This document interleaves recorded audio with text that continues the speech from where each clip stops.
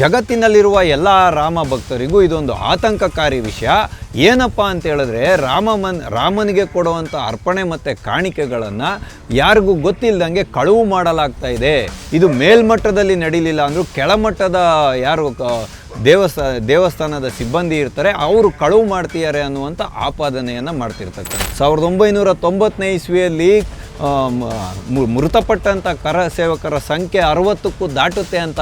ಹಂಗೆ ರಾಮ ಭಕ್ತರನ್ನು ಕೊಂದಂತಹ ನೀವು ನಿಮ್ಮ ತಂದೆಯವರು ರಾಮ ಭಕ್ತರನ್ನು ಕೊಂದವರು ಅಂತಲೇ ನಾವು ಹೇಳಬೇಕು, ರಾಮ ಭಕ್ತರ ವಿರೋಧಿಗಳು ಅಂತಲೇ ಹೇಳಬೇಕು. ಅಂಥ ವಿರೋಧಿಗಳು ನೀವು ಇವತ್ತು ರಾಮ ಮಂದಿರದ ಬಗ್ಗೆ ಕಾಳಜಿ ವಹಿಸ್ತೀರಾ ಅಂದರೆ ಹಿಂದೂ ಸಮಾಜ ಅದನ್ನು ನಂಬ್ಕೊಂಡು ಕೂತ್ಕೊಬೇಕಾ? ನೋಡಿ, ರಾಮ ಮಂದಿರ ತೀರ್ಥಕ್ಷೇತ್ರ ಟ್ರಸ್ಟು ದೇವಸ್ಥಾನದ ಆಡಳಿತವನ್ನೆಲ್ಲ ನೋಡ್ಕೊಳ್ಳುತ್ತೆ. ಇಲ್ಲಿ ಬಂದಂಥ ಭಕ್ತಾದಿಗಳು ಉಂಡಿಯಲ್ಲಿ ಅರ್ಪಣೆಯನ್ನು ಅಂದರೆ ಕಾಣಿಕೆಗಳನ್ನು ಹಾಕ್ತಾರೆ. ಮತ್ತು ಚಿನ್ನ ಇಂಥದನ್ನೆಲ್ಲ ಮಾಡೋದಕ್ಕೆ ದಾನ ಮಾಡೋದಕ್ಕೆ ಕೌಂಟರ್ ಇದೆ, ಅದನ್ನು ಅಲ್ಲಿ ಅರ್ಪಣೆ ಮಾಡಬೇಕು. ಮತ್ತು ದಾನ ಪತ್ರಗಳಿಗೆ ಒಂದು ಬಾಕ್ಸ್ ಇಟ್ಟಿರ್ತಾರೆ, ಅದರಲ್ಲಿ ಹಾಕಬೇಕು. ಚೆಕ್ಕನ್ನು ಕೊಡಲಿಕ್ಕೆ ಒಂದು ಕೌಂಟರ್ ಇರುತ್ತೆ, ಅನ್ನದಾನ ಬಗ್ಗೆ ದಾನ ಮಾಡೋದಕ್ಕೆ ಒಂದು ಕೌಂಟರ್ ಇರುತ್ತೆ. ಇದನ್ನೆಲ್ಲ ಪ್ರತಿದಿನ ಲೆಕ್ಕಾಚಾರ ಮಾಡ್ತಾರೆ. ಒಂದು ಅಂದಾಜಿನ ಪ್ರಕಾರ 4,500 ಕೋಟಿಗೂ ಹೆಚ್ಚಿನ ಹಣ ರಾಮ ಮಂದಿರ ತೀರ್ಥಕ್ಷೇತ್ರ ಟ್ರಸ್ಟ್ ಹತ್ರ ಇದ್ದು 2,500 ಕೋಟಿಗಿಂತ ಹೆಚ್ಚಿನ ಹಣ ಇವಾಗ ದೇವಸ್ಥಾನದ ನಿರ್ವಹಣೆ ಇದಕ್ಕೆಲ್ಲ ಖರ್ಚಾಗಿದೆ. ಇನ್ನು 2,100 ಕೋಟಿ ರೂಪಾಯಿಗಳು SBI ಬ್ಯಾಂಕಿನ ಖಾತೆಯಲ್ಲಿ ಇಡಲಾಗಿದೆ, ಭದ್ರವಾಗಿ ಇಡಲಾಗಿದೆ. ಇವತ್ತು ಮಾಫಿಯಾಗಳು, ಭೂಗತ ರೌಡಿಗಳು ಉತ್ತರ ಪ್ರದೇಶನ ಬಿಟ್ಟು ತೊರೆದು ಓಡೋಗಿರೋ ಅಂಥ ಕೆಲಸಗಳು ಕೂಡ ನಡೀತಿದೆ. ಯಾರಾದರೂ ಹಿಂದೂಗಳನ್ನು ಹತ್ಯೆ ಮಾಡೋದಕ್ಕೆ ಪ್ರಯತ್ನ ಮಾಡಿದ್ರೆ ಮೊನ್ನೆ ಆಯ್ತಲ್ಲ ಆ ರೀತಿಯಾದ ಬೆಳವಣಿಗೆಗಳು, ಗೋಲಿಬಾರ್ಗಳು ಕೂಡ ಆಗುವಂಥ ಸಂದರ್ಭದಲ್ಲಿ ಇವತ್ತು ಉತ್ತರ ಪ್ರದೇಶ ಇರೋದು. ಅಂದರೆ ಇದು ಜಾಗೃತ ಹಿಂದೂಗಳ ಶಕ್ತಿಯನ್ನು ಸಮಾಜದ ಮುಂದೆ ಒಂದು ನಿದರ್ಶನವಾಗಿ ತೋರಿಸ್ತಿದೆ ಉತ್ತರ ಪ್ರದೇಶದ ಸರ್ಕಾರ. ಇಲ್ಲಿವರೆಗೂ ರಾಮನ ದರ್ಶನ ಮಾಡೋಕ್ಕಾಗದೇ ಇರೋ ಅಖಿಲೇಶ್ ಯಾದವ ರಾಮ ಮಂದಿರ ತೀರ್ಥಕ್ಷೇತ್ರ ಟ್ರಸ್ಟ್ನ ಬಗ್ಗೆ ಈ ರೀತಿಯ ಆಪಾದನೆ ಮಾಡ್ತಾ ಇರೋದ್ರಲ್ಲಿ ಹುರುಳಿಲ್ಲ ಅಂತ ಸ್ವತಃ SP ಪಾರ್ಟಿ ಅಂದರೆ ಸಮಾಜವಾದಿ ಪಾರ್ಟಿಯೇ ಒಪ್ಕೊಂಡಿದೆ. ಹಾಗಾದರೆ ಇದ್ರ ಹಿಂದಿರುವಂಥ ರಹಸ್ಯ ಏನು ಅಂತ ಹೇಳಿದ್ರೆ 2027ನೇ ಇಸ್ವಿಯ ಉತ್ತರ ಪ್ರದೇಶದ ವಿಧಾನಸಭಾ ಚುನಾವಣೆಯಲ್ಲಿ ತಾನೊಂದಷ್ಟು ಹಿಂದೂ ಮತಗಳನ್ನು ಸೆಳೆದುಕೊಳ್ಬೇಕು, ರಾಮ ಮಂದಿರದ ಮೇಲೆ ಇಲ್ಲ ಸಲ್ಲದಂಥ ಕೆಸರಿನ ಎರಚಾಟವನ್ನು ಮಾಡೋದ್ರ ಮುಖಾಂತರ ರಾಜಕೀಯದ ಬೇಳೆಯನ್ನು ಬೇಯಿಸ್ಕೊಳ್ಳೋದಕ್ಕೆ ಅಖಿಲೇಶ್ ಯಾದವ ಈ ರೀತಿಯಾದಂತಹ ಒಂದು ಆಪಾದನೆಯನ್ನು ಮಾಡ್ತಾ ಇದ್ದಾರೆ ಅಂತ ಹೇಳ್ತಕ್ಕಂಥದ್ದು ಸುಸ್ಪಷ್ಟ.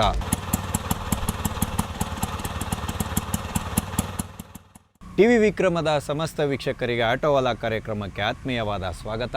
ನಾನು ನಿಮ್ಮ ಜಯಂತ್ ಪಾಂಡೆ. ಸ್ನೇಹಿತರೆ, ಆಟೋವಾಲಾ ಕಾರ್ಯಕ್ರಮಕ್ಕೆ ನಾವಿಂದು ಆಯ್ದುಕೊಂಡಂತಹ ವಿಷಯ ರಾಮಲಲ್ಲನ ಕಾಣಿಕೆಗಳು ಗುಳುಮಾಗ್ತಿದೆಯಾ? ಹೌದು ಸ್ನೇಹಿತರೆ, ನಾನು ಈ ರೀತಿಯಾಗಿ ಹೇಳ್ತಾ ಇರೋದಕ್ಕೆ ಒಂದು ಪ್ರಬಲವಾದ ಕಾರಣ ಉಂಟು. ಈಗ ಅಯೋಧ್ಯೆಯಲ್ಲಿ ರಾಮನ ಮಂದಿರವನ್ನು ನಿರ್ಮಾಣ ಮಾಡಲಾಯಿತು. ಇದು ಸಮಸ್ತ ಸನಾತನ ಹಿಂದೂಗಳ 500 ವರ್ಷದ ಸತತ ಪ್ರಯತ್ನ, ಹೋರಾಟದ ಫಲವಾಗಿ ಮತ್ತು ನ್ಯಾಯಾಲಯ ಕೊಟ್ಟಂಥ ಮಹತ್ತರವಾದ ತೀರ್ಪಿನ ಅನುಸರಿಸಿ ಇವತ್ತು ಭವ್ಯವಾದ ರಾಮ ಮಂದಿರವನ್ನು ನಿರ್ಮಾಣ ಮಾಡಲಾಗಿದೆ. ರಾಮ ಮಂದಿರವನ್ನು ಕೇವಲ ನಾವಿವತ್ತು ರಾಮ ಮಂದಿರ ಅಂತ ಕರೆಯೋದಿಲ್ಲ, ರಾಷ್ಟ್ರ ಮಂದಿರ ಅಂತ ಕರಿತೀವಿ. ಅದು ನಮ್ಮ ಅಂತರಾತ್ಮದಲ್ಲಿ ರಾಮನ ಬಗ್ಗೆ ಇರುವಂತಹ ಶ್ರದ್ಧೆ. ಆದರೆ ಈ ಶ್ರದ್ಧೆಯನ್ನು ಕಂಡು ಹಲವರಿಗೆ ಮೈ ಮೇಲೆ ಕಂಬಳಿ ಹುಳ ಬಿಟ್ಕೊಂಡಂಗೆ ಆಡ್ತಾ ಇರ್ತಾರೆ. ಹಾಗಾಗಿ ಇವತ್ತು ಒಂದು ಆಪಾದನೆ, ಒಂದು ಆರೋಪ, ಹುರುಳಿಲ್ಲದೆ ಇರೋವಂಥ ಒಂದು ಆರೋಪ ಕೇಳಿ ಬರ್ತಿದೆ. ರಾಮನ ಲಲ್ಲನಿಗೆ ಬಂದಿರುವಂಥ ಕಾಣಿಕೆ ಗೊತ್ತಿಲ್ಲದಂಗೆ ಗುಳುಮಾಗ್ತಿದೆ ಅನ್ನುವಂಥ ಒಂದು ಆಪಾದನೆ. ಹಾಗಾದರೆ ಈ ಆಪಾದನೆಯನ್ನು ಮಾಡಿದವ್ರು ಯಾರು? ಯಾಕೋಸ್ಕರ ಈ ಆಪಾದನೆಯನ್ನು ಮಾಡಿದ್ದಾರೆ? ರಾಮಲಲ್ಲನಿಗೆ ಬರುವಂಥ ಕಾಣಿಕೆಯನ್ನು ಯಾವ ರೀತಿಯಾಗಿ ಸಂರಕ್ಷಣೆ ಮಾಡಲಾಗುತ್ತೆ, ಯಾವ ರೀತಿಯಾಗಿ ಎಣಿಕೆ ಮಾಡಲಾಗುತ್ತೆ ಅಂತ ಎಲ್ಲ ವಿಷಯನ ತಿಳ್ಕೊಬೇಕು. ಮತ್ತು ಇದ್ರ ಹಿನ್ನೆಲೆಯಲ್ಲಿ ಅವರು ಈ ರೀತಿಯಾದ ಆರೋಪವನ್ನು ಮಾಡಿದ್ದಾರೆ, ಅದ್ರ ಹಿಂದಿನ ರಹಸ್ಯ ಏನು ಅನ್ನೋದನ್ನು ಕೂಡ ನಾವೆಲ್ಲರೂ ತಿಳ್ಕೊಬೇಕಾಗಿರೋದು ತೀರ್ಮಾನ ಅವಶ್ಯಕತೆ ಇದೆ. ಯಾಕೆ ಅಂತ ಹೇಳಿದ್ರೆ ಸ್ನೇಹಿತರೆ, ಇವತ್ತು ಸನಾತನ ಹಿಂದೂಗಳ ಧರ್ಮಶ್ರದ್ಧೆಯನ್ನು ಹೇಗಾದರೂ ಮಾಡಿ ಕದಡಬೇಕು, ರಾಡಿ ಮಾಡಬೇಕು, ಅವರ ಧರ್ಮಶ್ರದ್ಧೆಯನ್ನು ಬೇರೆ ಕಡೆಗೆ ತಿರುಗಿಸ್ಬೇಕು ಅಂತ ಸತತವಾಗಿ ಪ್ರಯತ್ನ ಮಾಡ್ತಾರೆ. ಹಾಗಾಗಿ ನಾವು ಮೊದಲನೆಯದಾಗಿ ನೋಡಬೇಕಾಗಿರೋದೇನು ಅಂತ ಹೇಳಿದ್ರೆ, ರಾಮ ಮಂದಿರದಲ್ಲಿ ಭಕ್ತಾದಿಗಳು ಹಾಕುವಂಥ ಅರ್ಪಣೆ ಇರ್ಬೋದು, ಕಾಣಿಕೆ ಇರ್ಬೋದು, ದಾನ ಇರ್ಬೋದು, ಇದನ್ನು ಯಾವ ರೀತಿಯಾಗಿ ರಾಮ ಮಂದಿರ ತೀರ್ಥಕ್ಷೇತ್ರ ಟ್ರಸ್ಟು ಅಧಿಕೃತಗೊಳಿಸುತ್ತೆ ಅನ್ನೋದನ್ನು ನಾವು ಫಸ್ಟ್ ನೋಡೋಣ. ಯಾವ ರೀತಿಯಾಗಿ ಎಣಿಕೆ ಮಾಡ್ತಾರೆ, ದಾನ ಪತ್ರಗಳನ್ನ ಯಾವ ರೀತಿಯಾಗಿ ಅಧಿಕೃತಗೊಳಿಸ್ತಾರೆ ಅನ್ನೋದನ್ನು ನಾವು ನೋಡೋಣ. ನೋಡಿ, ರಾಮ ಮಂದಿರ ತೀರ್ಥಕ್ಷೇತ್ರ ಟ್ರಸ್ಟು ದೇವಸ್ಥಾನದ ಆಡಳಿತವನ್ನೆಲ್ಲ ನೋಡ್ಕೊಳ್ಳುತ್ತೆ. ಇಲ್ಲಿ ಬಂದಂಥ ಭಕ್ತಾದಿಗಳು ಉಂಡಿಯಲ್ಲಿ ಅರ್ಪಣೆಯನ್ನು ಅಂದರೆ ಕಾಣಿಕೆಗಳನ್ನು ಹಾಕ್ತಾರೆ. ಮತ್ತು ಚಿನ್ನ ಇಂಥದ್ದನ್ನೆಲ್ಲ ಮಾಡೋದಕ್ಕೆ, ದಾನ ಮಾಡೋದಕ್ಕೆ ಕೌಂಟರ್ ಇದೆ, ಅದನ್ನು ಅಲ್ಲಿ ಅರ್ಪಣೆ ಮಾಡಬೇಕು. ಮತ್ತು ದಾನ ಪತ್ರಗಳಿಗೆ ಒಂದು ಬಾಕ್ಸ್ ಇಟ್ಟಿರ್ತಾರೆ, ಅದರಲ್ಲಿ ಹಾಕಬೇಕು. ಚೆಕ್ಕನ್ನು ಕೊಡಲಿಕ್ಕೆ ಒಂದು ಕೌಂಟರ್ ಇರುತ್ತೆ. ಅನ್ನದಾನ ಒಂದು ಬಗ್ಗೆ ದಾನ ಮಾಡೋದಕ್ಕೆ ಒಂದು ಕೌಂಟರ್ ಇರುತ್ತೆ. ಇದನ್ನೆಲ್ಲ ಪ್ರತಿದಿನ ಲೆಕ್ಕಾಚಾರ ಮಾಡ್ತಾರೆ. ಮತ್ತು ಇದನ್ನು ಏಕಾಏಕಿ ರಾಮ ಮಂದಿರ ಕ್ಷೇತ್ರ ಟ್ರಸ್ಟ್ ಅವರೇ ಇದನ್ನು ನಿರ್ವಹಣೆ ಮಾಡೋದಿಲ್ಲ. ಬ್ಯಾಂಕ್ನ ಸಿಬ್ಬಂದಿಯ ಉಪಸ್ಥಿತಿಯಲ್ಲಿ ಆ ಉಂಡಿಯ ಹಣವನ್ನು ಡೈಲಿ CCTVಯ ಒಂದು ಇದರಲ್ಲಿ ಅಂದರೆ CCTVಯ ನಿಗಾವಣೆಯಲ್ಲಿ ಕೌಂಟ್ ಮಾಡ್ತಾರೆ. ಬ್ಯಾಂಕ್ನ ಸಿಬ್ಬಂದಿಯ ಸಮ್ಮುಖದಲ್ಲಿ, ಅಂದರೆ ಪ್ರತಿ ಪೈಸವೂ ಕೂಡ ನಿಗಾವಣೆಯಲ್ಲಿರುತ್ತೆ. ಮತ್ತು ಇದಾದ ಮೇಲೆ ಇದನ್ನೇನು ಮಾಡ್ತಾರೆ, ದೇವಸ್ಥಾನದ ಲಾಕರ್ನಲ್ಲಿಡ್ತಾರೆ. ಮತ್ತು ತೊಗೊಂಡೋಗಿ ಬೆಳಗ್ಗೆ ಅದನ್ನು ಬ್ಯಾಂಕ್ಗೆ ಡಿಪಾಸಿಟ್ ಮಾಡುವಂಥ ಪ್ರಕ್ರಿಯೆ ನಡೆಯುತ್ತೆ. ಅದೇ ರೀತಿಯಾಗಿ ದಾನಪತ್ರಗಳೇನಾದರೂ ಬಂದಿದ್ದರೆ ಅದನ್ನು ಟ್ರಸ್ಟ್ಗೆ ವರ್ಗಾವಣೆ ಮಾಡೋದು, ಅಂದರೆ ಯಾರಾದರೂ ಆಸ್ತಿ ಪಾಸ್ತಿ ದಾನ ಮಾಡಿದರೆ ಅದನ್ನು ಟ್ರಸ್ಟ್ಗೆ ವರ್ಗಾವಣೆ ಮಾಡುವಂಥ ಕೆಲಸ ಆಗುತ್ತೆ. ಗೋಲ್ಡ್ ಏನಾದರೂ ಬಂದಿದ್ದರೆ ಅದನ್ನು ಕೂಡ ಬ್ಯಾಂಕಲ್ಲಿ ಟ್ರೆಜರಿ ಮಾಡುವಂಥ ಒಂದು ಪ್ರಕ್ರಿಯೆ ನಡೆಯುತ್ತೆ. ಒಂದು ಅಂದಾಜಿನ ಪ್ರಕಾರ 4,500 ಕೋಟಿಗೂ ಹೆಚ್ಚಿನ ಹಣ ರಾಮ ಮಂದಿರ ತೀರ್ಥಕ್ಷೇತ್ರ ಟ್ರಸ್ಟ್ ಹತ್ರ ಇದ್ದು, 2,500 ಕೋಟಿಗಿಂತ ಹೆಚ್ಚಿನ ಹಣ ಇವಾಗ ದೇವಸ್ಥಾನದ ನಿರ್ವಹಣೆ ಇದಕ್ಕೆಲ್ಲ ಖರ್ಚಾಗಿದೆ. ಇನ್ನು 2,100 ಕೋಟಿ ರೂಪಾಯಿಗಳು SBI ಬ್ಯಾಂಕಿನ ಖಾತೆಯಲ್ಲಿ ಇಡಲಾಗಿದೆ, ಭದ್ರವಾಗಿ ಇಡಲಾಗಿದೆ. ಆದರೆ ಇದನ್ನು ಕಂಡು ಕೆಲವರಿಗೆ ಉರಿ, ಏನಾದರೂ ಮಾಡಿ ಇದ್ರ ಬಗ್ಗೆ ಒಂದು ಉರುಳಿಲ್ಲದ ಆರೋಪವನ್ನು ಮಾಡಿ ರಾಮ ಮಂದಿರದ ಮೇಲೆ ಒಂದು ಆರೋಪವನ್ನು ಮಾಡಬೇಕು, ಹಿಂದೂಗಳ ಧರ್ಮಶ್ರದ್ಧೆಯನ್ನು ಕದಡಬೇಕು ಅನ್ನೋದು. ಇದಕ್ಕೆ ಅಖಿಲೇಶ್ ಯಾದವ್ ಕೂಡ ಹೊರತಾಗಿಲ್ಲ. ಇವರು ಒಂದು ಟ್ವೀಟನ್ನು ಮಾಡಿದ್ದಾರೆ. ಮಾಡಿ ಅದರಲ್ಲಿ ಏನು ಹೇಳ್ತಾರೆ ಅಂತ ಹೇಳಿದ್ರೆ, ಜಗತ್ತಿನಲ್ಲಿರುವ ಎಲ್ಲ ರಾಮ ಭಕ್ತರಿಗೂ ಇದೊಂದು ಆತಂಕಕಾರಿ ವಿಷಯ. ಏನಪ್ಪ ಅಂತ ಹೇಳಿದ್ರೆ, ರಾಮನಿಗೆ ಕೊಡುವಂಥ ಅರ್ಪಣೆ ಮತ್ತು ಕಾಣಿಕೆಗಳನ್ನು ಯಾರಿಗೂ ಗೊತ್ತಿಲ್ಲದಂಗೆ ಕಳುವು ಮಾಡಲಾಗ್ತಾ ಇದೆ. ಇದು ಮೇಲ್ಮಟ್ಟದಲ್ಲಿ ನಡೀಲಿಲ್ಲ ಅಂದರೂ ಕೆಳಮಟ್ಟದ ಯಾರು ದೇವಸ್ಥಾನದ ಸಿಬ್ಬಂದಿ ಇರ್ತಾರೆ ಅವರು ಕಳುವು ಮಾಡ್ತಿದ್ದಾರೆ ಅನ್ನುವಂಥ ಆಪಾದನೆಯನ್ನು ಮಾಡ್ತಿರ್ತಕ್ಕಂಥದ್ದು. ಇದು ಕೇವಲ ರೂಪಾಯಿಗಳಲ್ಲೋ ಸಾವಿರಗಳಲ್ಲೋ ಲಕ್ಷಗಳಲ್ಲ, ಕೋಟಿ ಲೆಕ್ಕದಲ್ಲಿ ಕಳುವಾಗ್ತಿದೆ ಅನ್ನುವಂಥ ಆರೋಪವನ್ನು ಮಾಡಿದ್ದಾರೆ. ಇದಕ್ಕೆ ಕೆಲವು ಮಾಧ್ಯಮಗಳವರು ಮತ್ತು ಹೋಪ್ ಇಂಡಿಯಾ ಅನ್ನುವಂಥದ್ದು ಬಹುಮುಖ್ಯವಾಗಿ ಇವರು ಮೊದಲಾಗಿ ಪ್ರಶ್ನೆಯನ್ನು ಎತ್ತಿದ್ದು. ಹೋಪ್ ಇಂಡಿಯಾ ಅನ್ನುವಂಥ ಒಂದು ವಾಹಿನಿಯವರು SP ಅಂದರೆ ಸಮಾಜವಾದಿ ಪಾರ್ಟಿಯ ಕಚೇರಿಯನ್ನು ಸಂಪರ್ಕ ಮಾಡ್ತಾರೆ ಫೋನ್ನ ಮುಖಾಂತರ. ಆಗ ಮಾಜಿ ಮಂತ್ರಿಯೊಬ್ಬ ಕೊಟ್ಟಂಥ ಸ್ಪಷ್ಟತೆಯನ್ನು ಕೇಳಿದ್ರೆ ನೀವು ಎಲ್ಲಿಂದ ನಗಬೇಕು ಅನ್ನೋದೇ ನಿಮಗೆ ಗೊತ್ತಾಗಲ್ಲ. ಯಾಕೆ ಅಂತ ಹೇಳಿದ್ರೆ, ಇವರು ಪ್ರಶ್ನೆಯನ್ನು ಮಾಡ್ತಾರೆ, ಅಖಿಲೇಶ್ ಯಾದವ್ ಅವರು ಈ ರೀತಿಯಾದಂಥ ಒಂದು ಟ್ವೀಟನ್ನು ಮಾಡಿದ್ದಾರೆ, ರಾಮಲಲ್ಲನಿಗೆ ಬರುವಂಥ ಅಂದರೆ ರಾಮನಿಗೆ ಬರುವಂಥ ಕಾಣಿಕೆಯ ದುಡ್ಡನ್ನು ಕಳುವು ಮಾಡ್ತೀಯಾರೆ ಅಂತ. ಇದನ್ನು ನೀವು ಯಾವ ಆಧಾರದ ಮೇಲೆ ಮಾಡಿದ್ದೀರಾ ಅಂತ ಪ್ರಶ್ನೆಯನ್ನು ಕೇಳಿದ್ರೆ, ಇದಕ್ಕೆ ಯಾವುದೋ ಆಧಾರನೂ ಇಲ್ಲ, ಗಾಳಿ ಸುದ್ದಿ ಫೈಜಾಬಾದು ಅಯೋಧ್ಯೆಯಲ್ಲೆಲ್ಲ ಹರಿದಾಡ್ತಾ ಇತ್ತು ಉತ್ತರ ಪ್ರದೇಶದಲ್ಲಿ, ಅದನ್ನು ಆಧಾರವಾಗಿ ಇಟ್ಕೊಂಡು ಅಖಿಲೇಶ್ ಯಾದವ್ ಅವರು ಈ ರೀತಿಯಾದಂಥ ಆರೋಪವನ್ನು ಮಾಡಿದ್ದಾರೆ ಅಂತ. ಮತ್ತು ಇದನ್ನು ಕೇಳಿಸ್ಕೊಂಡಾಗೋದ್ಮೇಲೆ ಇಂಡಿ ಮೈತ್ರಿಕೂಟದ ಬಾಲಂಗೋಚಿಗಳು ಸುಮ್ಮನೆ ಇರ್ತಾವ, ಅವರು ಹಂಗೆ ಮಾತಾಡೋದು. ಸಂಜಯ್ ಸಿಂಗು ಆಮ್ ಆದ್ಮಿ ಪಾರ್ಟಿಯವರು, ಇವರು ಎಷ್ಟು ಪೌರುಷವನ್ನು ತೋರಿಸ್ಬಿಟ್ರು ಅಂತ ಹೇಳಿದ್ರೆ, ಚಂಪತ್ ರಾಯ್ ಅವರಿದ್ದಾರಲ್ಲ, ಚಂಪತ್ ರಾಯ್ ಅಂದರೆ ಇವಾಗ ಜನ್ಮ ತೀರ್ಥಕ್ಷೇತ್ರ ಟ್ರಸ್ಟ್ನ ಅಧ್ಯಕ್ಷರು, ಅವರು ಹೋಗ್ಬಿಟ್ಟು ರಾಮಲಲ್ಲನ ವಿಗ್ರಹದ ಮೇಲೆ ಪ್ರಮಾಣ ಮಾಡಿ ಹೇಳ್ಬೇಕಂತ ಇಲ್ಲಿ ಯಾವುದೇ ದುಡ್ಡು ಕಳವಾಗ್ತಿಲ್ಲ ಅಂತ. ನೋಡ್ರಿ ಇವರೆಲ್ಲ ಹೆಂಗಿದ್ದಾರೆ ಅಂತ. ಇದಕ್ಕೆಲ್ಲ ಹಿಂದೆ ಇರೋ ಕಾರಣ ಏನು ಅಂತ ಹೇಳಿದ್ರೆ, ಗೋಂದಾ ಅನ್ನೋವಂಥ ಒಂದು ಪ್ರದೇಶದಲ್ಲಿ ಒಂದು ಸಾರ್ವಜನಿಕ ರ್ಯಾಲಿಯನ್ನು ಉದ್ದೇಶಿಸಿ ನಮ್ಮ ಯೋಗಿ ಆದಿತ್ಯನಾಥ್ ಅವರು ಒಂದು ಹೇಳಿಕೆಯನ್ನು ಕೊಟ್ಟಿದ್ದರು.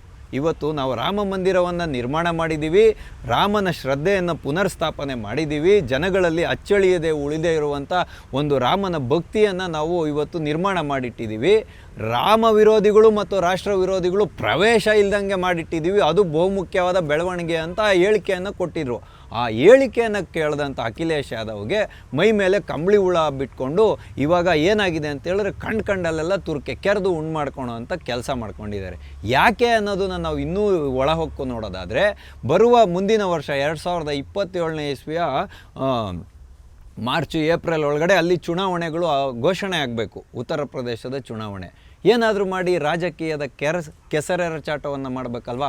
ಹಾಗಾಗಿ ಇವ್ರಿಗೆ ಯಾವುದೇ ವಿಷಯಗಳು ಇವಾಗ ಸಿಗ್ತಿಲ್ಲ. ಯಾಕೆ ಅಂತ ಹೇಳಿದ್ರೆ ಆಡಳಿತವನ್ನು ಸುಸೂತ್ರವಾಗಿ ನಡೆಸ್ಕೊಂಡು ಹೋಗ್ತಿದ್ದಾರೆ ಯಾರು, ನಮ್ಮ ಯೋಗಿ ಆದಿತ್ಯನಾಥ್ ಅವರು. ಅಭಿವೃದ್ಧಿಯನ್ನು ಕಾಣ್ತಾ ಇದೆ ಉತ್ತರ ಪ್ರದೇಶ. ಯಾರು ರೌಡಿಸಮು ಗೂಂಡಾಗರ್ದಿ ಮಾಡ್ತಾರೋ, ಯಾರು ಹಿಂದೂ ವಿರೋಧಿಗಳ ಹೇಳಿಕೆಗಳನ್ನು ಕೊಡ್ತಾರೋ, ಹಿಂದೂಗಳ ಮೇಲೆ ಆಕ್ರಮಣ ಮಾಡ್ತಾರೋ ಅವ್ರಿಗೆ ಮೋಕ್ಷವನ್ನು ಕಾಣಿಸೋವಂಥ ಕೆಲಸನೂ ಕೂಡ ಆಗ್ತಾಯಿದೆ. ಯಾರು ಸರ್ಕಾರಿ ಜಮೀನುಗಳನ್ನು ಅತಿಕ್ರಮಣ ಮಾಡ್ಕೊತಾರೋ ಅವ್ರಿಗೆ ಅದನ್ನು ಮರುವಶಪಡಿಸ್ಕೊಳ್ಳೋ ಅಂಥದ್ದು, ಬುಲ್ಡೋಸ್ ಮಾಡೋ ಅಂಥ ಎಲ್ಲ ಪ್ರಕ್ರಿಯೆಗಳು ನಡೀತಿದೆ. ಇವತ್ತು ಮಾಫಿಯಾಗಳು, ಭೂಗತ ರೌಡಿಗಳು ಉತ್ತರ ಪ್ರದೇಶನ ಬಿಟ್ಟು ತೊರೆದು ಓಡೋಗಿರೋ ಅಂಥ ಕೆಲಸಗಳು ಕೂಡ ನಡೀತಿದೆ.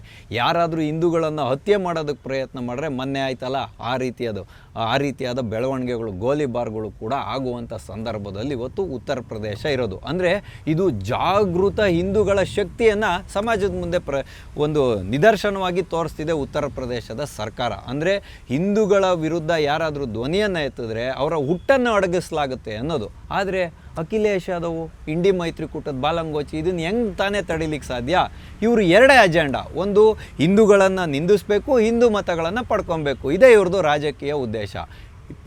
ಏನು ಎಮ್ ಮತ್ತು ವೈ ಅಂದರೆ ಮುಸ್ಲಿಂ ಮತ್ತು ಯಾದವಿ ಒಂದು ಜಾತಿ ಸಮೀಕರಣದ ಮೇಲೆ ಇವರು ಚುನಾವಣೆಗಳಲ್ಲಿ ಗೆದ್ದು ಬರ್ತಿದ್ರು. ಆದರೆ ಇವತ್ತು ಹಿಂದೂ ಸಮಾಜ ಒಗ್ಗೂಡಿ ಜಾಗೃತ ಆಗ್ಬಿಟ್ಟಿದೆಯಲ್ಲ, ಎಲ್ಲಿ ನನಗೆ ಎಮ್ ಮತ್ತು ವೈ ಸಮೀಕರಣ ಸಾಕಾಗೋದಿಲ್ಲ ಅಂತ ಇವಾಗ PDA ಸಮೀಕರಣ ಹಿಡ್ಕೊಂಡ್ಬಿಟ್ಟಿದ್ದಾರೆ. ಅದೇ ನಮ್ಮ ರಾಹುಲ್ ಗಾಂಧಿ ಅವರು ಹೇಳ್ತಾರಲ್ಲ PDA ಸಮೀಕರಣ ಅಂತ, ಪಿಚ್ಡೆ, ದಲಿತ್, ಅಲ್ಪಸಂಖ್ಯಾತ್, ಇದನ್ನು ಸೇರಿಸ್ಕೊಂಬಿಡೋಣ ಅಂತ ಹೇಳ್ಬಿಟ್ಟು ಇವಾಗ ಏನಂತ ಹೇಳಿದ್ರೆ ಈ ರೀತಿಯಾದಂಥ ಉರುಳಿಲ್ಲದಂಥ ಆರೋಪವನ್ನು ಮಾಡ್ತಾರೆ. ಅಲ್ರಿ ಅಖಿಲೇಶ್ ಯಾದವ್ ಅವರೇ, ನೀವು ರಾಮ ಮಂದಿರವನ್ನು ನಿರ್ಮಾಣ ಮಾಡೋದಕ್ಕೆ ವಿರೋಧವನ್ನು ಪಡಿಸಿದಂಥವ್ರು. ಆದರೆ ನಿಮ್ಮ ತಂದೆಯವರು ನೋಡ್ರಿ 1990ನೇ ಇಸ್ವಿಯಲ್ಲಿ ಮೊಟ್ಟ ಮೊದಲನೇ ಬಾರಿಗೆ ರಾಮ ಮಂದಿರದ ಮೇಲೆ ದಾಳಿಯನ್ನು ಕರಸೇವೆಯನ್ನು ಮಾಡುವಂಥ ಪ್ರಯತ್ನ ನಡೀತಲ್ಲ, ಅವಾಗ ನಿಮ್ಮ ತಂದೆಯವರು ಅಧಿಕೃತವಾಗಿ ಗೋಲಿಬಾರ್ ಮಾಡಿಸಿದಂಥವ್ರು. 16 ಜನ ಸರ್ಕಾರಿ ಅಂಕಿಅಂಶಗಳೇ ಹೇಳುವ ಪ್ರಕಾರ 16 ಜನ ಕರಸೇವಕರನ್ನು ಹತರಾಗೋದ್ರು. ಅವಾಗ ಗೋಲಿಬಾರಲ್ಲಿ ಸತ್ತೋಗ್ಬಿಟ್ರಲ್ರಿ. ಆದರೆ VHPಯ ಡಾಟಾನೇ ಬೇರೆ ಹೇಳ್ತಾ ಇದೆ. 1990ನೇ ಇಸ್ವಿಯಲ್ಲಿ ಮೃತಪಟ್ಟಂಥ ಕರಸೇವಕರ ಸಂಖ್ಯೆ 60ಕ್ಕೂ ದಾಟುತ್ತೆ ಅಂತ. ಹಂಗೆ ರಾಮ ಭಕ್ತರನ್ನು ಕೊಂದಂತಹ ನೀವು ನಿಮ್ಮ ತಂದೆಯವರು ರಾಮ ಭಕ್ತರನ್ನು ಕೊಂದವರು ಅಂತಲೇ ನಾವು ಹೇಳಬೇಕು, ರಾಮ ಭಕ್ತರ ವಿರೋಧಿಗಳು ಅಂತಲೇ ಹೇಳಬೇಕು. ಅಂಥ ವಿರೋಧಿಗಳು ನೀವು ಇವತ್ತು ರಾಮ ಮಂದಿರದ ಬಗ್ಗೆ ಕಾಳಜಿ ವಹಿಸ್ತೀರಾ ಅಂದರೆ ಹಿಂದೂ ಸಮಾಜ ಅದನ್ನು ನಂಬ್ಕೊಂಡು ಕೂತ್ಕೊಬೇಕಾ? ಅಲ್ರಿ, ಹೇಳಿ ಕೇಳಿ ಇವತ್ತು ನೀವು BJP ಕೈಯಲ್ಲಿ ಏನಾದರೂ ಇದೆಯೇನ್ರಿ ರಾಮ ಮಂದಿರ ಇರತಕ್ಕಂಥದ್ದು ರಾಮ ಮಂದಿರ ತೀರ್ಥಕ್ಷೇತ್ರ ಟ್ರಸ್ಟಲ್ಲಿ. ಅದರಲ್ಲೇನಾದರೂ ಈ ರೀತಿಯಾದಂಥ ಅವ್ಯವಹಾರಗಳು ನಡೀತಿದೆ, ರಾಮನಿಗೆ ಬಂದಿರುವಂಥ ಕಾಣಿಕೆಗಳೇನಾದರೂ ಕಳುವಾಗ್ತಿದೆ, ಮೋಸ ಮಾಡ್ತಿದ್ದಾರೆ ಅನ್ನೋದಿದ್ರೆ ನೀವು ಆಧಾರ ಸಹಿತವಾಗಿ ಪೊಲೀಸ್ ಠಾಣೆಯಲ್ಲಿ ಹೋಗಿ ದೂರನ್ನು ಕೊಡ್ರಿ, ರಾಮ ಮಂದಿರ ತೀರ್ಥಕ್ಷೇತ್ರ ಟ್ರಸ್ಟ್ಗೆ ವಿನಂತಿಯನ್ನು ಮಾಡಿ. ಆವಾಗ ಅದ್ರ ಬಗ್ಗೆ ಏನು ಕಾನೂನಾತ್ಮಕ ಕ್ರಮವನ್ನು ತಗೊಳ್ಬೇಕೋ ಅದನ್ನು ತಗೊಳ್ಳುತ್ತೆ ಟ್ರಸ್ಟು ಮತ್ತು ಕಾನೂನು. ಅದನ್ನು ಬಿಟ್ಬಿಟ್ಟು ಉರುಳಿಲ್ಲದ ಆರೋಪ ಮಾಡೋಕ್ಕೆ ನೀವು ಆದಿ ಬೀದಿಯಲ್ಲಿ ಹೋಗೋರೇನ್ರಿ? ಮಾಜಿ ಮುಖ್ಯಮಂತ್ರಿ ಅಲ್ವೇನ್ರಿ? 23 ಕೋಟಿಗೂ ಹೆಚ್ಚಿನ ಜನರನ್ನು ಆಡಳಿತದಲ್ಲಿಟ್ಕೊಂಡಂಥ ಒಂದು ಉತ್ತರ ಪ್ರದೇಶದ ಮಾಜಿ ಮುಖ್ಯಮಂತ್ರಿಯಾಗಿ ನೀವು ಇವತ್ತು ಈ ರೀತಿಯಾದ ಬೇಜವಾಬ್ದಾರಿ ಹೇಳಿಕೆಯನ್ನು ಕೊಡ್ತೀರಾ ಅಂದರೆ ನಿಮಗೇನಾದರೂ ನಾಚಿಕೆ, ಮಾನ, ಮರ್ಯಾದೆ ಅನ್ನೋದಿದೆಯಾ ಅನ್ನೋದನ್ನು ನೀವಿವತ್ತು ನೋಡಬೇಕು. ಕುಂಭಮೇಳದ ವಿಷಯದಲ್ಲೂ ಕೂಡ ನೀವು ಇದೇ ರೀತಿಯಾಗೆಲ್ಲ ಮಾಡಿದ್ರಿ. ಡುಬ್ಕಿ ಲಗಾತಾಯಿ ಮುಳುಗೆದ್ಬಿಟ್ರೆ ಪಾಪ ಹೊರಟೋಗುತ್ತಾ ಅನ್ನೋ ರೀತಿಯಂಥ ಹಾರಿಕೆ ಉತ್ತರಗಳನ್ನು ಕೊಟ್ಟಿದ್ರಿ. ಮತ್ತು ನಿಮ್ಮ ಅವಧೇಶ್ ಪ್ರಸಾದ್ ಅಂತಿದ್ದಾರಲ್ಲ, ಫೈಜಾಬಾದ್ನ ಸೋನ್ಸೋದ, ಅವರು ಕೂಡ ಇವತ್ತು ಇಲ್ಲ ಸಲ್ಲದ ಆರೋಪಗಳನ್ನ ಮಾಡ್ಕೊಂಡು ಓಡಾಡ್ತಿದ್ದಾರೆ. ಹಾಗಾಗಿ ನಾವು ಇಲ್ಲಿ ನೋಡಬೇಕಾಗಿರೋದೇನು ಅಂದರೆ ಮುಂದಿನ ಚುನಾವಣೆಗೋಸ್ಕರ ಇವರು ಒಂದು ಯಾವುದಾದ್ರೂ ವಿಷಯ ಬೇಕಲ್ಲ ರಾಜಕೀಯದ ಕೆಸರಿನ ಎರಚಾಟವನ್ನು ಮಾಡಲಿಕ್ಕೆ. ಹಾಗಾಗಿ ಇವಾಗ ಅಖಿಲೇಶ್ ಯಾದವ್ ಅವರು ಈ ವಿಷಯನ ಇಟ್ಕೊಂಡು ಎಳೆದಾಡ್ತಿದ್ದಾರೆ. ಇದು ಎಷ್ಟು ಮಟ್ಟಿಗೆ ಜನ ಸ್ವೀಕಾರ ಮಾಡ್ತಾರೋ ಈ ಆಪಾದನೆಯನ್ನು ಗೊತ್ತಿಲ್ಲ. ಯಾಕೆ ಅಂತ ಹೇಳಿದ್ರೆ ಯಾವುದೇ ಆಧಾರ ರಹಿತವಾದಂಥ ಈ ರೀತಿಯಾದಂಥ ಒಂದು ಇವತ್ತು ಹೇಳಿಕೆಯನ್ನು ಅಖಿಲೇಶ್ ಯಾದವ್ ಅವರು ಟ್ವೀಟ್ನ ಮುಖಾಂತರ ಕೊಟ್ಟಿರ್ತಕ್ಕಂಥದ್ದು. ಹಾಗಾಗಿ ರಾಮಲಲ್ಲನ ಕಾಣಿಕೆಗಳು ಕಳ್ತನ ಆಗ್ತಾ ಇದೆಯೋ ಇಲ್ಲೋ ಗೊತ್ತಿಲ್ಲ. ರಾಮ ಮಂದಿರನ ಭವ್ಯ ಮಂದಿರವನ್ನು ನೋಡಿ, ರಾಮ ಭಕ್ತರು ಅಯೋಧ್ಯೆಗೆ ತೆರಳುತ್ತಿರೋದನ್ನು ನೋಡಿ, ಹಿಂದೂಗಳ ಧರ್ಮಶ್ರದ್ಧೆಯನ್ನು ನೋಡಿ ಈ ಎಡಪರ ಚಿಂತನೆ ಇರುವಂಥ ಈ ಅಖಿಲೇಶ್ ಯಾದವ್ನಿಗೆ ಇವತ್ತು ತಡಿಲಾರದೇ ಇರುವಂಥ ಸಂಕಟ ಉಂಟಾಗಿರೋದು. ಎಷ್ಟು ದಿನ ಅಂತ ಹಿಂದೂಗಳು ಮುಸಲ್ಮಾನರ ಓಲೈಕೆಯನ್ನು ನೋಡ್ಕೊಂಡು ಬದುಕ್ತಾರೆ. ಹಾಗಾಗಿ ಅವರ ಧರ್ಮಶ್ರದ್ಧೆಗೆ ಇವತ್ತು ಹಿಂದೂಗಳು ಅತ್ಯಂತ ಬೆಲೆಯನ್ನು ಕೊಡ್ತಿದ್ದಾರೆ. ಅಯೋಧ್ಯೆ ಇವತ್ತು ಗತ ವೈಭವವನ್ನು ತಾಳಿರ್ತಕ್ಕಂಥದ್ದು. ಆದರೆ ಮುಲಾಯಂ ಸಿಂಗ್ ಅವರಿದ್ರಲ್ಲ, ಇವ್ರ ತಂದೆಯವರು, ಅವರ ಕಾಲದಲ್ಲಿ ಸರಯೂ ನದಿ ರಕ್ತ ಹರಿಯೋ ರೀತಿಯಲ್ಲಿ ಕರಸೇವಕರನ್ನ ಕೊಂದರು. ಇದನ್ನು ಹಿಂದೂ ಸಮಾಜ ಮರ್ತಿರುತ್ತಾ? ಹಾಗಾಗಿ ನಿಮ್ಮ ಆಪಾದನೆಗಳೇನಿದ್ರೂ ಕಾನೂನಾತ್ಮಕವಾಗಿ ನೀವು ಮಾಡಿ. ನಿಮಗೇನಾದರೂ ಅನುಮಾನಗಳು ವ್ಯಕ್ತ ಆದರೆ ಹೋಗಿ ನೀವು ಕಂಪ್ಲೇಂಟನ್ನು ಕೊಡಿ. ಆವಾಗ ಟ್ರಸ್ಟು ಅಥವಾ ಕಾನೂನು ಏನು ಕ್ರಮವನ್ನು ತೆಗೆದುಕೊಳ್ಬೇಕೋ ಅದನ್ನು ತೆಗೆದುಕೊಳ್ಳುತ್ತೆ. ಇಲ್ಲಿವರೆಗೂ ರಾಮನ ದರ್ಶನ ಮಾಡೋಕ್ಕಾಗದೇ ಇರೋ ಅಖಿಲೇಶ್ ಯಾದವ ರಾಮ ಮಂದಿರ ಕ್ಷೇತ್ರ ಟ್ರಸ್ಟ್ನ ಬಗ್ಗೆ ಈ ರೀತಿಯ ಆಪಾದನೆ ಮಾಡ್ತಾ ಇರೋದ್ರಲ್ಲಿ ಹುರುಳಿಲ್ಲ ಅಂತ ಸ್ವತಃ SP ಪಾರ್ಟಿ ಅಂದರೆ ಸಮಾಜವಾದಿ ಪಾರ್ಟಿಯೇ ಒಪ್ಕೊಂಡಿದೆ. ಹಾಗಾದರೆ ಇದ್ರ ಹಿಂದಿರುವಂಥ ರಹಸ್ಯ ಏನು ಅಂತ ಹೇಳಿದ್ರೆ, 2027ನೇ ಇಸ್ವಿಯ ಉತ್ತರ ಪ್ರದೇಶದ ವಿಧಾನಸಭಾ ಚುನಾವಣೆಯಲ್ಲಿ ತಾನೊಂದಷ್ಟು ಹಿಂದೂ ಮತಗಳನ್ನು ಸೆಳೆದುಕೊಳ್ಬೇಕು, ರಾಮ ಮಂದಿರದ ಮೇಲೆ ಇಲ್ಲ ಸಲ್ಲದಂಥ ಕೆಸರಿನ ಎರಚಾಟವನ್ನು ಮಾಡೋದ್ರ ಮುಖಾಂತರ ರಾಜಕೀಯದ ಬೇಳೆಯನ್ನು ಬೇಯಿಸ್ಕೊಳ್ಳೋದಕ್ಕೆ ಅಖಿಲೇಶ್ ಯಾದವ ಈ ರೀತಿಯಾದಂತಹ ಒಂದು ಆಪಾದನೆಯನ್ನು ಮಾಡ್ತಾ ಇದ್ದಾರೆ ಅಂತ ಹೇಳ್ತಕ್ಕಂಥದ್ದು ಸುಸ್ಪಷ್ಟ. ಅಂದರೆ ನಾವಿಲ್ಲಿ ಬೇಕಾಗಿರೋದು ಏನು ಅಂತ ಹೇಳಿದ್ರೆ, ರಾಮ ಮಂದಿರ ತೀರ್ಥಕ್ಷೇತ್ರ ಟ್ರಸ್ಟ್ನ ಮೇಲೆ ಆಪಾದನೆಯನ್ನು ಮಾಡಿದ್ರೆ ಒಂದಷ್ಟು ಹಿಂದೂಗಳು ವಿಚಲಿತರಾಗ್ತಾರೆ. ಆವಾಗ ಅವರ ಮತವನ್ನು ಸೆಳೆಯೋದು ಮತ್ತು ಹಿಂದೂಗಳನ್ನು ನಿಂದನೆ ಮಾಡೋದ್ರ ಮುಖಾಂತರ PDA ಮತ್ತು MY ಸಮೀಕರಣಕ್ಕೆ ಅನುಕೂಲ ಆಗಲಿ ಅಂತ ಹೇಳುವ ರೀತಿಯಲ್ಲಿ, ಅಂದರೆ ಮುಸಲ್ಮಾನರನ್ನು ಸೆಳಿಬೋದು, ದಲಿತರನ್ನು ಸೆಳಿಬೋದು, ಅಲ್ಪಸಂಖ್ಯಾತರನ್ನು ಸೆಳಿಬೋದು, ಹಿಂದುಳಿದ ವರ್ಗದವ್ರನ್ನ ಸೆಳಿಬೋದು, ತನ್ಮುಖಾಂತರ ತಾನು ಮುಖ್ಯಮಂತ್ರಿ ಗಾದಿಯಲ್ಲಿ ಕೂತ್ಕೊಬೋದು ಅನ್ನುವಂಥ ಉದ್ದೇಶದಿಂದ ಈ ರೀತಿಯಾದ ಹುರುಳಿಲ್ಲದ ಆರೋಪವನ್ನು ಅಖಿಲೇಶ್ ಯಾದವ್ ಮಾಡ್ತಿದ್ದಾರೆ ಅನ್ನೋದನ್ನು ನಾವೆಲ್ಲರೂ ನೆನಪಿನಲ್ಲಿಟ್ಕೊಬೇಕು. ಆದರೆ ಕಟ್ಟಕಡೆಯದಾಗಿ ನಾವು ಹೇಳೋದೇನು ಅಂತ ಹೇಳಿದ್ರೆ, ಸಮಸ್ತ ಹಿಂದೂಗಳ ಶ್ರದ್ಧೆ ಏನಿದೆ ರಾಮನ ಬಗ್ಗೆ ಅಚಲವಾಗಿದೆ, ರಾಮ ಲಲ್ಲನ ಮೇಲೆ ಅಚಲವಾಗಿದೆ, ರಾಮ ದರ್ಬಾರ್ನ ಮೇಲೆ ಅಚಲವಾಗಿದೆ, ಅಯೋಧ್ಯೆಯ ರಾಷ್ಟ್ರ ಮಂದಿರದ ಮೇಲೆ ನಮ್ಮೆಲ್ಲರ ನಂಬಿಕೆಯು ಅಚಲವಾಗಿದೆ. ರಾಮ ಮಂದಿರ ತೀರ್ಥಕ್ಷೇತ್ರ ಟ್ರಸ್ಟು ಯಾವುದೇ ರೀತಿಯಾದ ಅವ್ಯವಹಾರವನ್ನು ನಡೆಸುತ್ತಿಲ್ಲ ಅಂತೇಳುವಂಥ ಪ್ರಪಂಚದಲ್ಲಿರುವ ಸಮಸ್ತ ರಾಮ ಭಕ್ತರ ಮನಸ್ಸಿನಲ್ಲಿ ಅಚ್ಚಳಿಯದ ನಂಬಿಕೆ ಉಳಿದಿದೆ. ಹಾಗಾಗಿ ತನ್ನ ಮುಖಕ್ಕೆ ತಾನೇ ಮಸಿಯನ್ನು ಬಳ್ಕೊಳ್ಳುವಂಥ ಕೆಲಸವನ್ನು ಅಖಿಲೇಶ್ ಯಾದವ್ ಇವತ್ತು ಮಾಡಿದ್ದಾರೆ. ಮಾಧ್ಯಮದವ್ರನ್ನ ಕಂಡ್ರೆ ಕತ್ತು ತಿರುಗಿಸ್ಕೊಂಡು ಬೆನ್ನಾಕಿ ಓಡೋಗುವಂಥ ಒಂದು ಪ್ರಸಂಗವನ್ನು ಇವರು ನಿರ್ಮಾಣ ಮಾಡ್ಕೊಂಡಿದ್ದಾರೆ.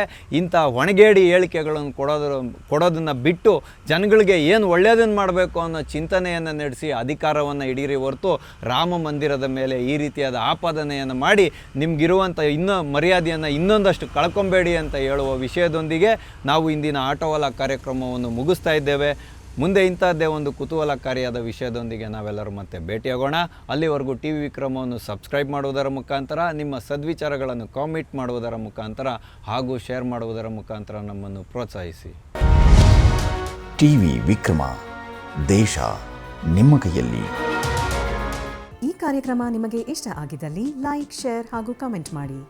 TV ವಿಕ್ರಮದ ಕಾರ್ಯಕ್ರಮಗಳನ್ನು ನಿರಂತರವಾಗಿ ವೀಕ್ಷಿಸಲು ಸಬ್ಸ್ಕ್ರೈಬ್ ಮಾಡಿ, ಬೆಲ್ ಐಕನ್ ಒತ್ತಿ.